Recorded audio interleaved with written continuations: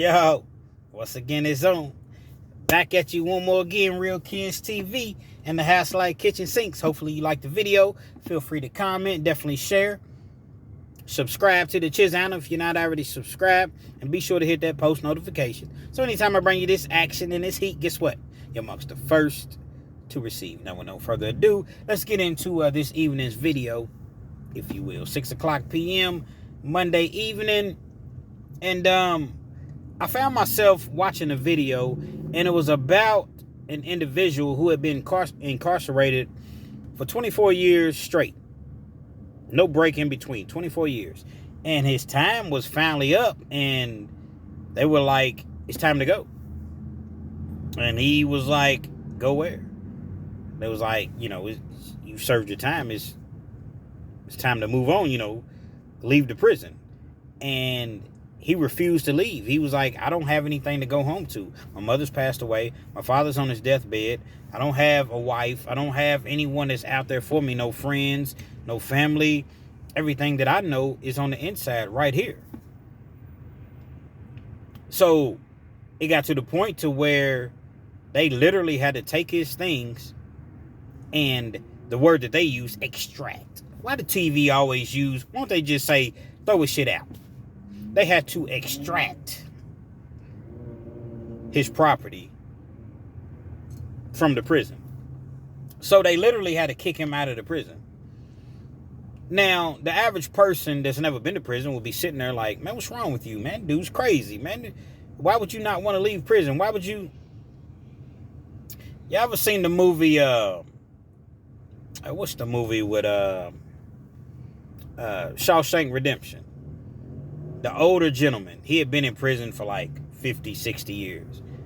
And I believe his sentence had, either he got paroled, I believe he got paroled.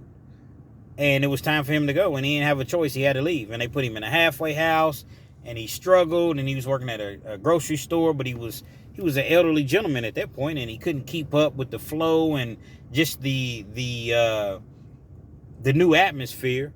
Like I said, he'd been in prison 50 years, so the new atmosphere and all the new things in the environment and his surroundings, and he just couldn't take it anymore, and he ended up hanging himself at his hotel room. Well, I believe he got out of the halfway house, and he ended up getting a hotel room. It was something like that. But if you've seen Shawshank Redemption, you understand. That's true. Things like that really do happen. Now, does it happen to everybody? No, absolutely not. Why? Because you have people that are blessed to be in blessed situations, such as myself, to where when I come home, I have a structure. I have a family that's, that's supportive, is going to help me out as long as I'm helping myself. I'm not just coming out with nothing, absolutely nothing. However, there's a lot of people that don't necessarily have that luxury, and I call it a luxury. It's not a right. People don't have to help you out, family or not. They don't have to help you. So I call it a luxury.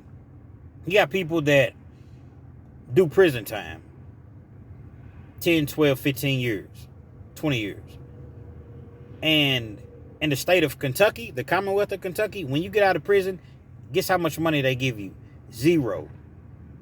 Zilch. Nada. Nothing. They don't give you nothing. They give you a bus ticket, and that bus ticket is only going to take you to certain destinations. So if you live, let's just say 5 hours away, the bus may only take you to a destination that's 3.5 hours away. Well, guess what? They're going to drop you off at that bus station, and you have to figure out a way to get home. It's an hour and a half. Mind you, you have to see your parole officer if you're leaving on parole, which most people are because they have what's called MRS, mandatory release. So even if you want to stay and serve your entire sentence out, no, they're kicking you out the door. Your last 7-8 months, you got to serve it at home. And adhere to these rules. You can't smoke weed. You got to do this, got to do that. Listen, I'm not going to follow none of those rules, so go on, let me serve my time. No, don't work like that. So they kick you out. You got to figure out a way to get home. You got to go see his parole officer. Sit there and listen to this bullshit that they telling you. You can't do this. You got to be in the house by a certain time. You got to, whatever. So it's a very difficult situation when you're first leaving prison when you don't have any family support. You don't have anything. You don't have no money. You just at a bus station. You can't even buy you anything to eat. If you smoke, you can't buy you cigarettes. If you just want a snack, you don't have a phone. You don't have anything. Now, again, I'm speaking on no family support. So when you come home, you make it to your parole officer, what have you. You go to a halfway house. The halfway house is going to have you paying, I don't know, $125 a week. So you got a week, 2 weeks to find a job.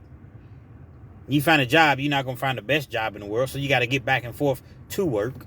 Now, sometimes they'll give you like the little bus tokens or whatever. Sometimes they don't, depending on where you go.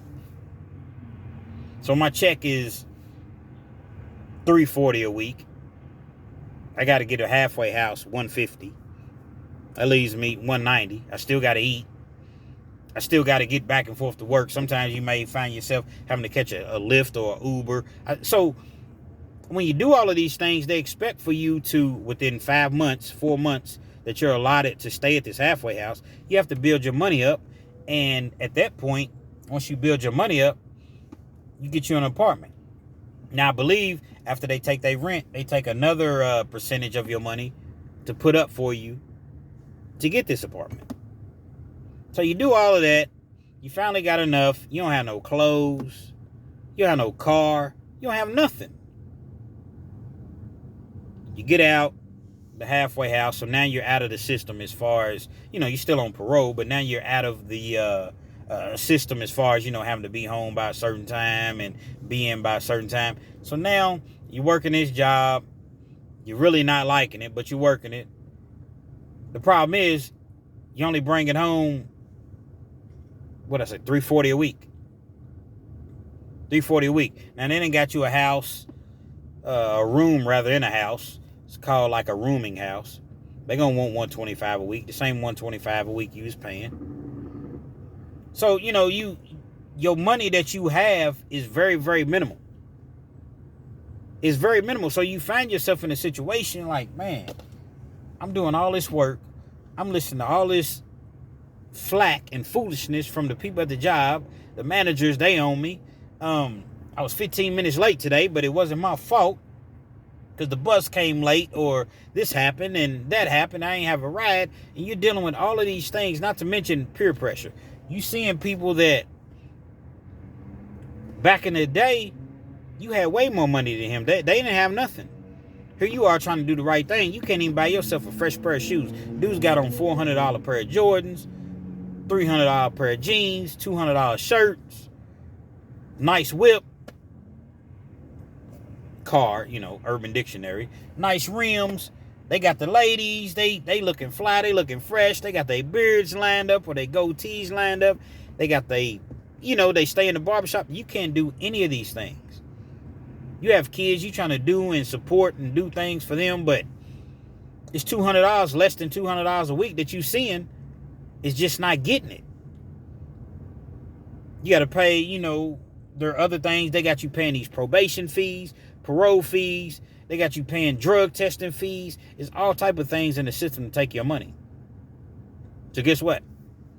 You get to a certain point to, I'm going to save me a couple checks. Forget what they talking about. I'm about to flip his bread.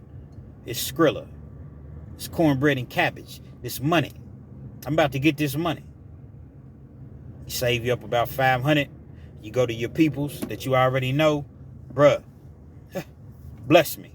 They're going to do something for you, especially if you have a name in the street so people already know you, whatever. You give them $500.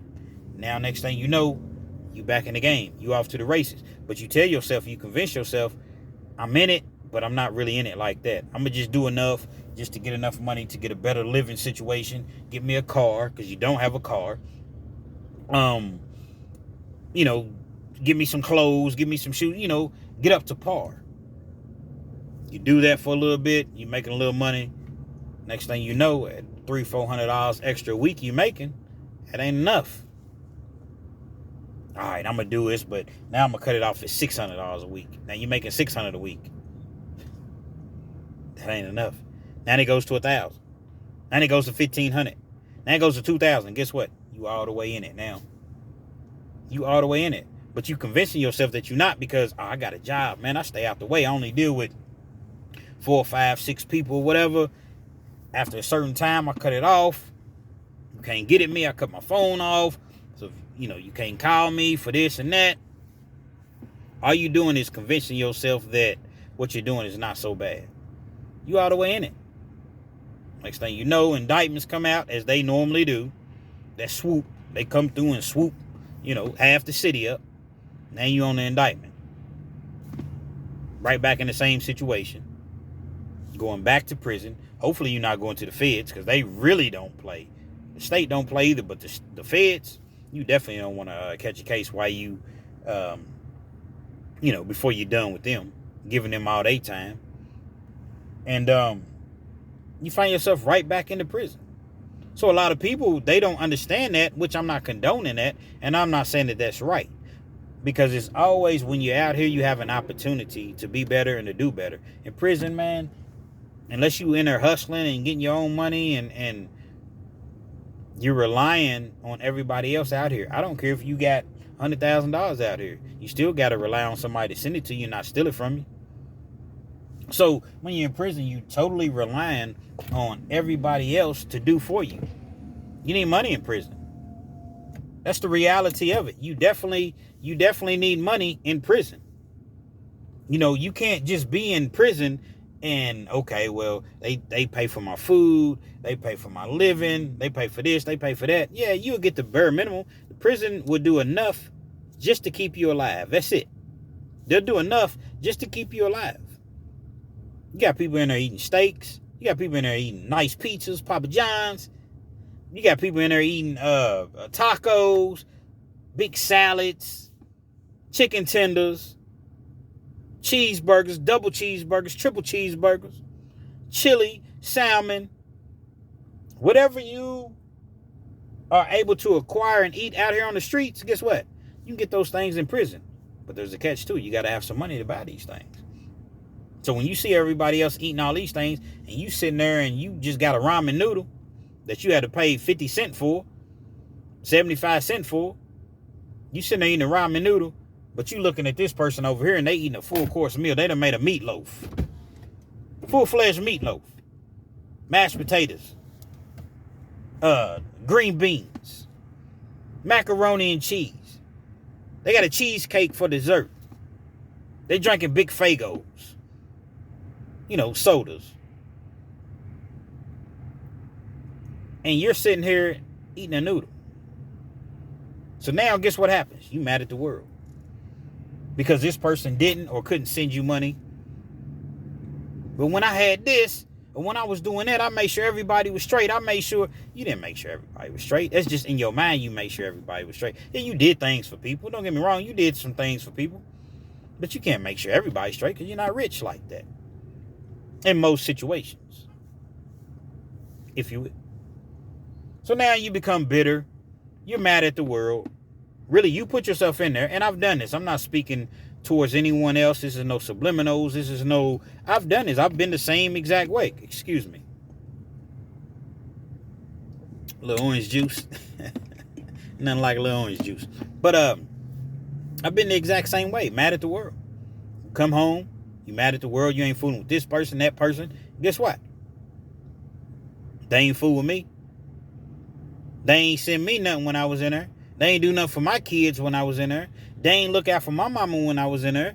They ain't never once sent me a letter, a money order, a JPay, anything. So now, it's my time to shine. It's my turn. And all that does is really just get you in a worse situation when you come home. It really does. So now you come home, as I mentioned, and you find yourself, you struggling or whatever. You trying. You genuinely trying, but you're not trying hard enough. Because guess what? If you really are trying hard enough, you think about your kids. I'm never leaving these kids ever again. See, a lot of people, when you in that situation, you locked up, you in jail, I'm never leaving my kids again. I promise. I put that on my life. God can strike me down right now. I'm never leaving my kids again. Yeah, all that sounds good because you really genuinely at that time when you in there and you facing the difficulties of being, incarcerated, the loneliness, the emptiness, the disappointment. when you're dealing with that, you really feel that way. But guess what? When you come home, you hit the ground running. You got a positive attitude.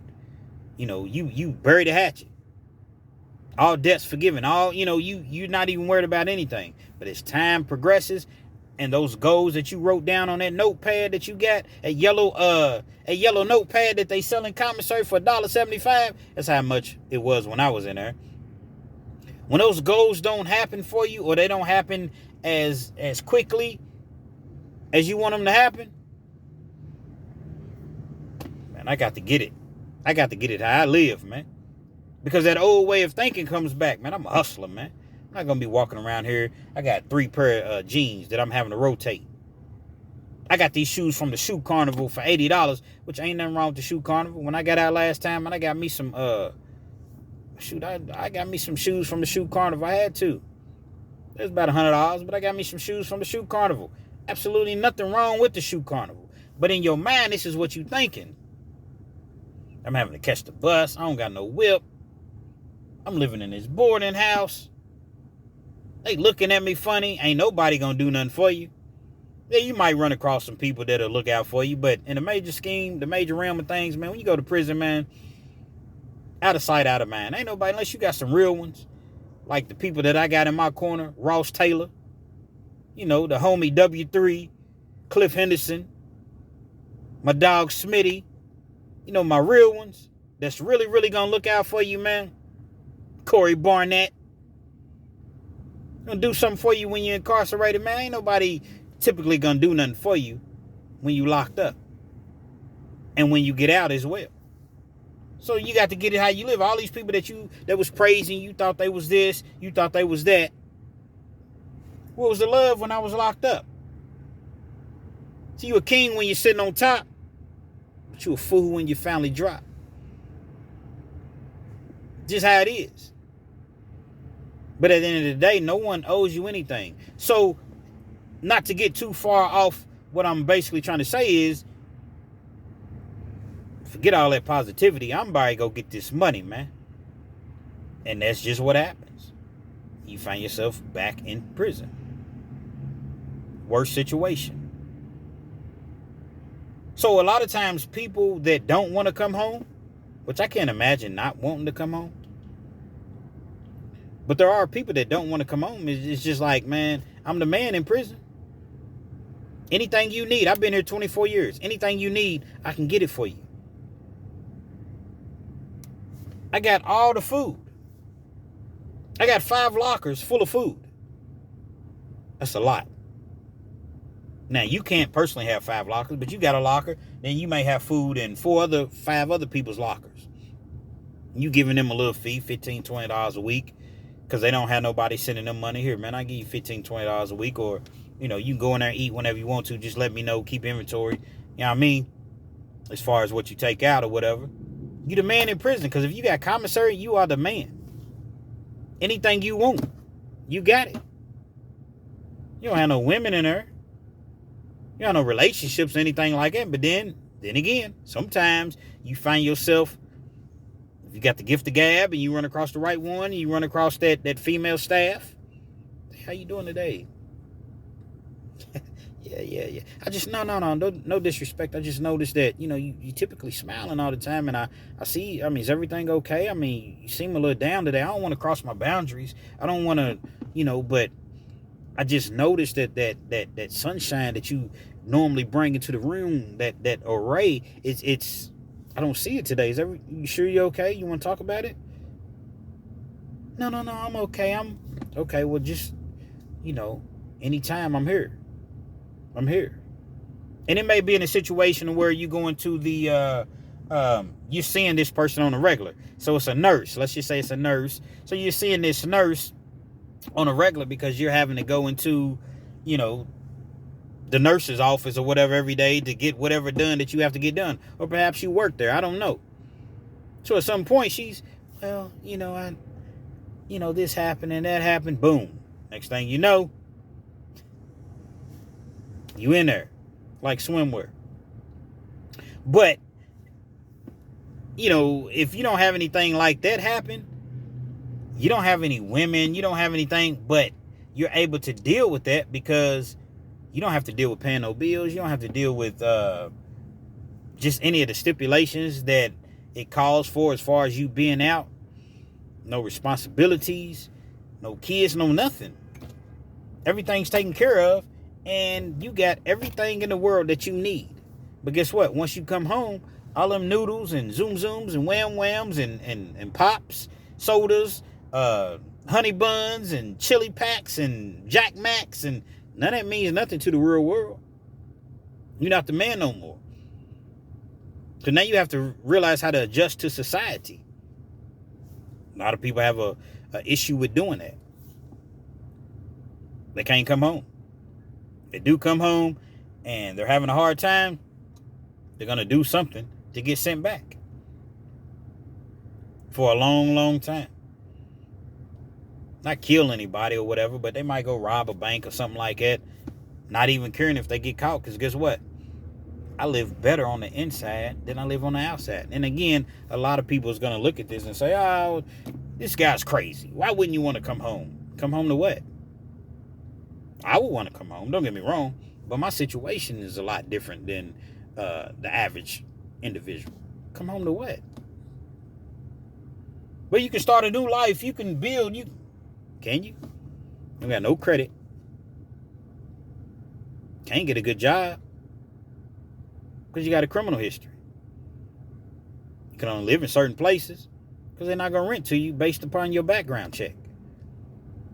You're making a minimum amount of money. You don't have no furniture. You don't have no clothes. You don't have no family, no support. What do you have? Now, I suggest living that life opposed to going back. I do. I never suggest going back to prison. But I'm just simply giving you all a look into a prisoner's mind, if you will. Now you got the perfect guys out there. Well, if you never put yourself in that situation, then you wouldn't have to do that. Well, that's why you don't go to prison. And that's why, man, shut the fuck up. I'm so tired of hearing that in my comments when I post a video. For the most part, I get positivity, but it's always some nerds, some jerks that got something to say. Now, everybody make mistakes. Everybody. You're not, just because you're out here and you're not in prison or you haven't been to prison or your record is squeaky clean, that don't mean you know better than this guy. They got a felony for credit card fraud, or they got a felony for too many DUIs. Now, I'm not condoning that because breaking the law is breaking the law, but you're no better than anyone else. I'm going to tell you all, when I used to Uber, I used to have some of the most ridiculous, craziest questions. Now, I guess people look at me and they feel like, okay, he's cool. I can ask him this. Yeah, I'm married and, I'm out on a business trip. The guys with the suits and the nerds. Yeah, I'm looking for this. Can you help me with this? Now, you want me to find this for you. I don't even know you. You're looking for this drug. You're looking for certain sexual preferences that you have. But you're comfortable asking me because I don't know you. I don't really know. I may know your name. But I don't really know you. If I even know your real name. You live, 1,000 miles away, 600 miles away. So this will never get back to your wife. So the point that I'm making is you have a lot of people out here doing dirt, but they feel as though because they haven't broken the law, they're better than you. They're better than everybody else. Half the people in prison shouldn't even be in prison. Newsflash. They overcharge you. They make up shit. They, and it's not accepting accountability. But what I'm saying is, if you've never been in the situation, in the system, you won't understand it. If you don't got no money for an attorney, I'm talking about 10 grand minimum, and that's the low end. If you ain't got it, you going to trial, depending on the case, how serious the case is, you're going to need 15, 20, 30,000. If you don't got that, guess what? A public pretender. That's what you call it. It's a public defender, but they call him a public pretender. He's not going to help you. You got 60 people on his caseload. You've been sitting in the county jail 6 months. This guy just now shows up. How you going to help me at a trial? I'm facing 30 years. I got this public pretender that don't care nothing about me, that don't care anything about my case. Well, they're offering 10 years. They said if you don't take it today, I ain't taking it. Set it up for trial. So now you're going to sit in jail for another 4 or 5 months waiting on trial. So that 10 years that they said they wouldn't go down on, they end up going down to 7, and you end up taking it. Well, you're going to go to trial with an individual who knows nothing about you, nothing about your case, absolutely nothing. You may be innocent. Or perhaps you didn't do what they said that you did. That's what prison is full of. Yeah, you got your people that are guilty. Don't get me wrong. I'm not saying everybody's just, angels. Everybody's innocent in prison. You got your murderers, your rapists. You got your, people that do things to kids, and, your violent offenders is robbing people. You have those. But at the same time, you got a whole lot of petty thieves in there. If you go to Walmart and you steal $600 worth of things, should you be punished? Yeah, because it's breaking the law and you shouldn't steal. But if I steal $600 worth of items from Walmart that really didn't cost Walmart anywhere near $600, that's just retail price. So they may have $200 in it, probably not even that, $100 in it. Do I deserve 15 years in prison because it's my second, third time? Do I deserve 11, 12 years in prison? Give me a year in the county jail. Eventually a person's going to get tired of doing a year. Nah, you want to throw them in prison, though. That's where you make that money. You make that money off the inmates. They go and work, do your jobs, do your everything that you would have to pay, $25, $30, $40 an hour for. Nah, we're going to get the skilled inmates that know how to do electrician, work on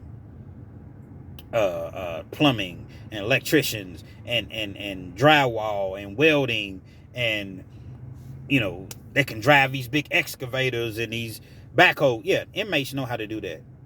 So we're going to get them $2 a day. We're going to call it special projects, pay them $2 a day, opposed to paying $40 an hour for X amount of guys that can do the exact same thing.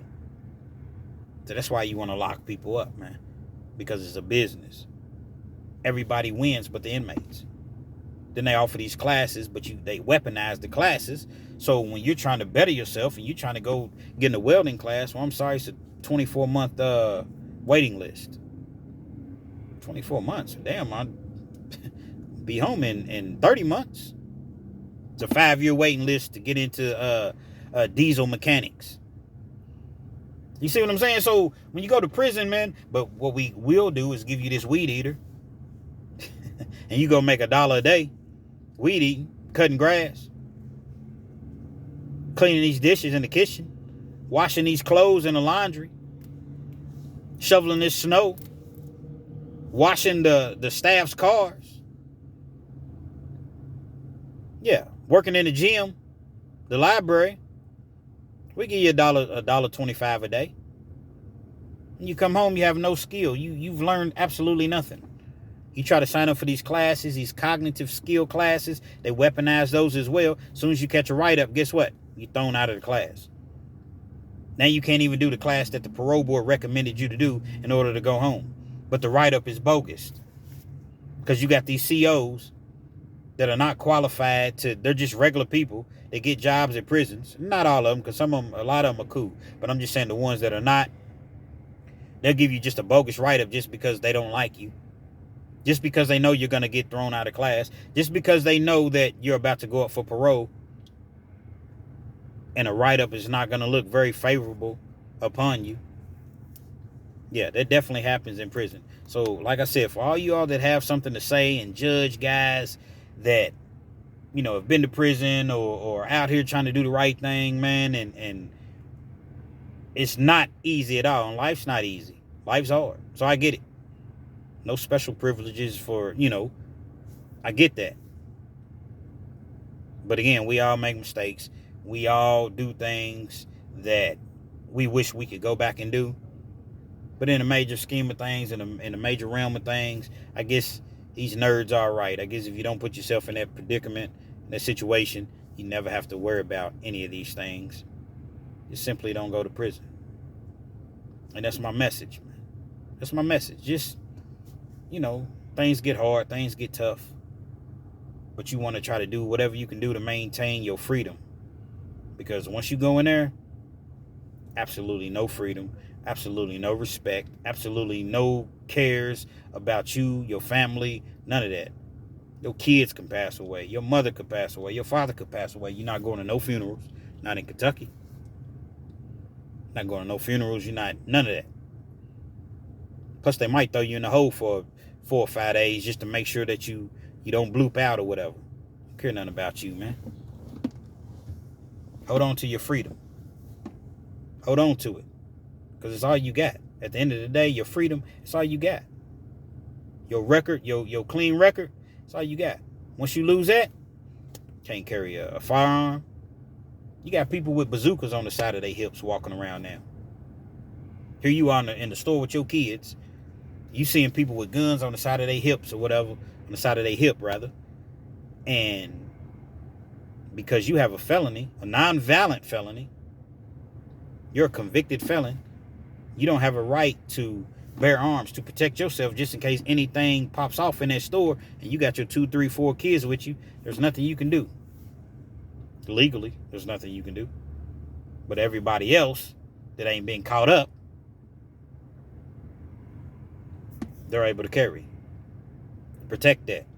Protect yourself. Real Kens TV, man. Hopefully you like the video. Feel free to comment. Definitely share. Subscribe to the channel if you're not already subscribed. And be sure to hit that post notification. So anytime I bring you this action and this heat, guess what?